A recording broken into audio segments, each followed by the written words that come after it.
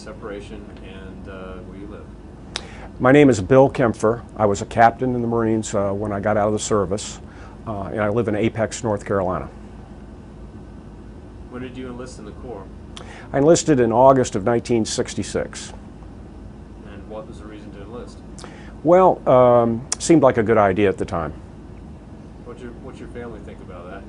They weren't real sure about it at the time. How long did you stay in? I was in until 1972, October 1st of 1972. Did you go on active reserves then? Later, I went back into the active reserves around 1976 and stayed active in the reserves till 1980. Well, give me some impressions or descriptions of the first time you were in country. Well, okay, or first time in the Corps.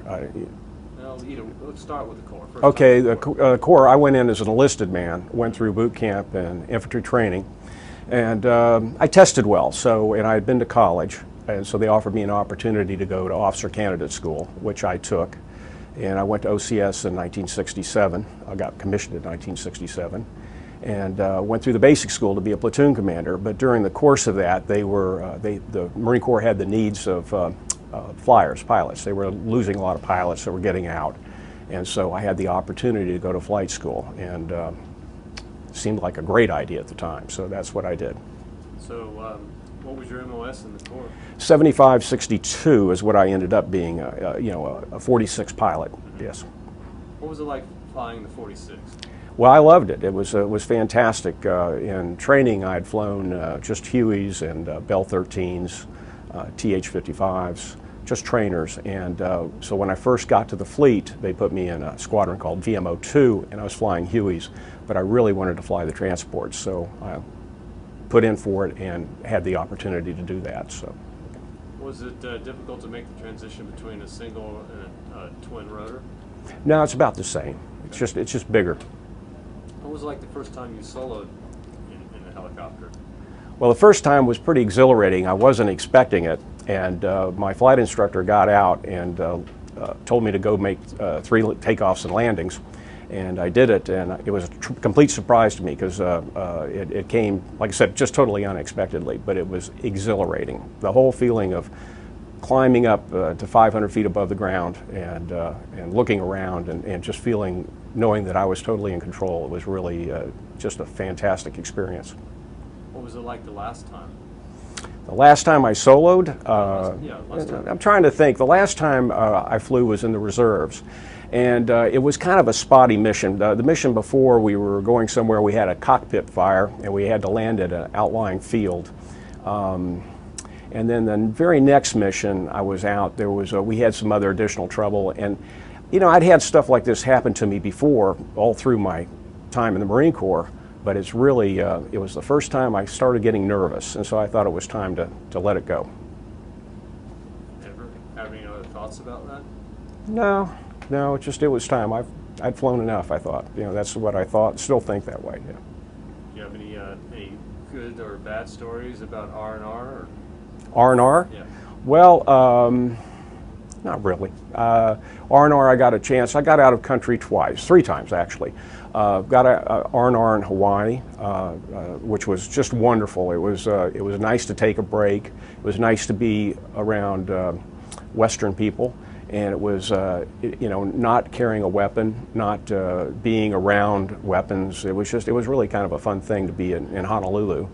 And I had a cruise rest after a crash. I went to Hong Kong for 6 days, and that was really an eye-opener for me. I'd always been up to that point kind of a meat and potatoes type of guy, and that's the first time in my life I really went crazy. I let my senses go wild, and I tried all kinds of different food, and it was wonderful.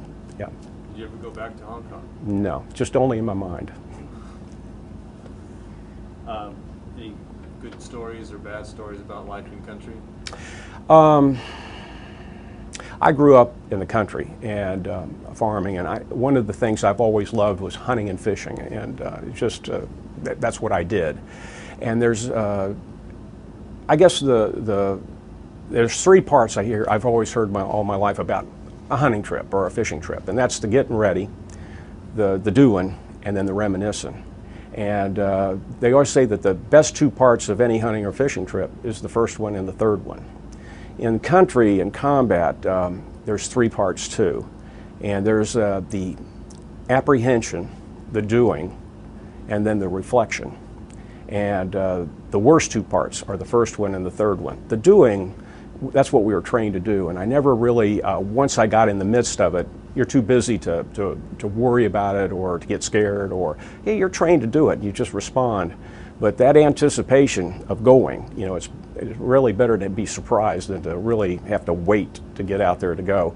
And then the reflection, that's the hard part too.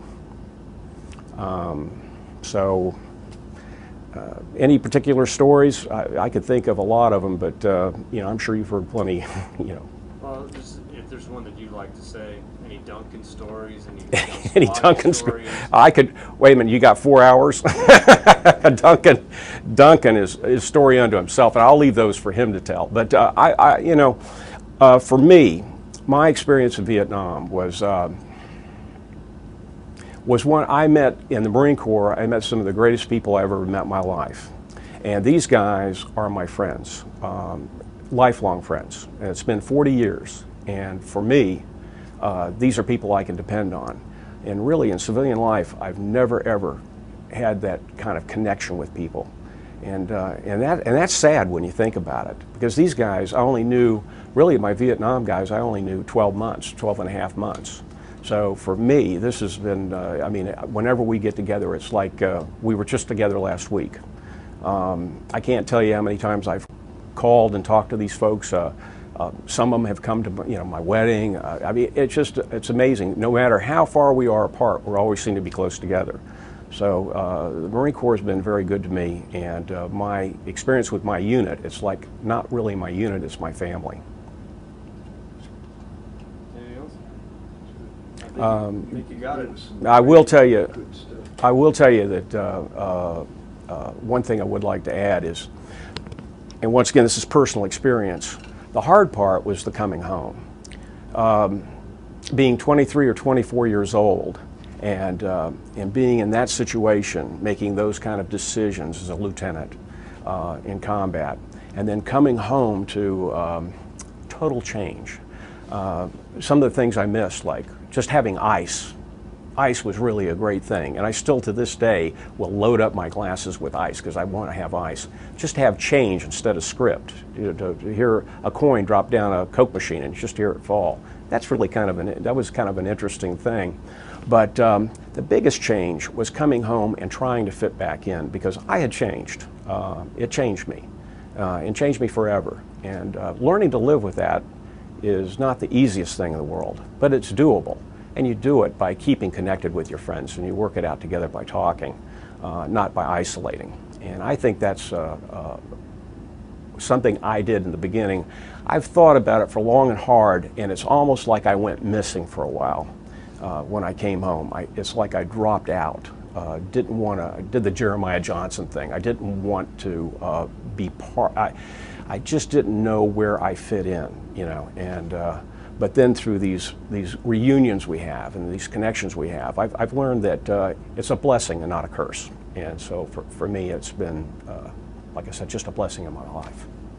Anything you want to add, Bill? I'd like to tell you that I appreciate what you all are doing. I think it's good. There's a lot of guys out there that have isolated.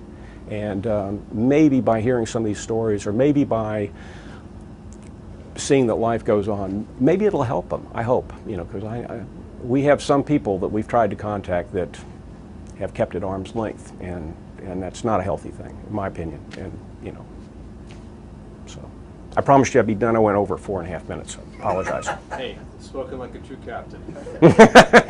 So. Tell you what, you gave us some good stuff. Yeah. Do you want to ask a question about what he does now? I heard you talking about it earlier. You have a... We own... Wait a minute, are we still rolling? Yep. Okay. What do you do now, Bill? Complete sentences. Sorry. Yeah, edit that out. My wife and I own and operate a business, small business, called Deep River Sporting Clays and Shooting School. So we have a sporting clays range, and what that means is you shoot clay pigeons with shotguns, and you got to think of golf with a shotgun, because the course is like a golf course. You go around, it's about a mile all the way around, and you shoot a little bit at a bunch of different places. And so it's a recreational center. So what I'm in is the entertainment business. I try to offer respite to people, a place to get away and just take some time and to get away from the daily grind. I did work in corporate life for a while before we opened this business, and we've been in this business over 20 years now.